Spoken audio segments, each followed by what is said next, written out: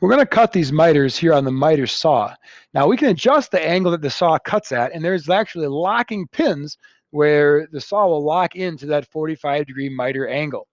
So set your board and the marks that you made right on top of the miter saw here. Loosen up this knob. Again, only a half turn is all it takes. Push down on the lever with your thumb and turn the saw so it clicks in at that 45-degree angle, and then snug that knob back up again. Line up the saw so that the blade is on the scrap side of your line. Again, this is really important or your frame won't fit together later. The scrap side is the small piece of wood, not the main piece of wood in the middle. Bring it up and then cut down.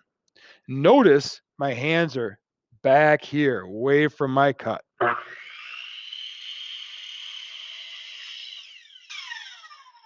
Okay.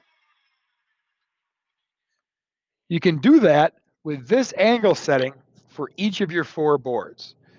If there's a bunch of people waiting in line for the miter saw behind you, maybe do just 2 boards and then let the other person go and then jump back in line.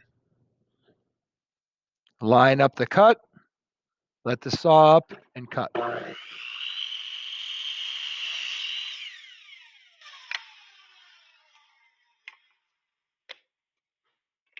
Line it up, let the saw up and cut.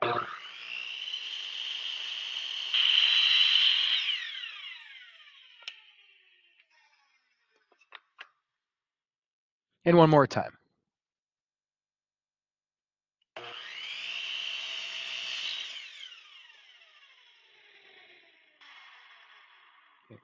You caught me in a bad habit there. I only let it up a little bit of the way. Make sure you let the saw up all the way before you turn it on. So now we have each of our boards cut with one side.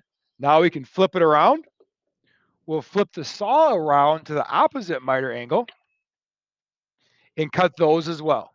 Again, line up the saw so that the blade is outside or on the scrap side of the line. Let it up, cut down.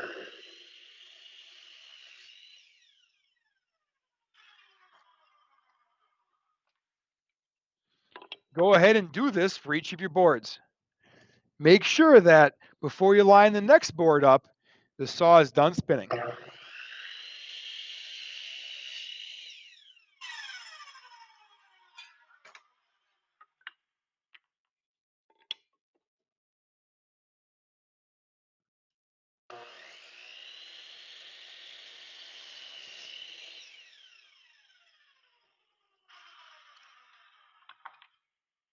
Notice the speed that I'm cutting at here. This isn't a karate chop, so I'm not slamming it down, but it's also not super slow. If you cut super slowly, it'll be burned. So pay attention to the speed as I make these cuts.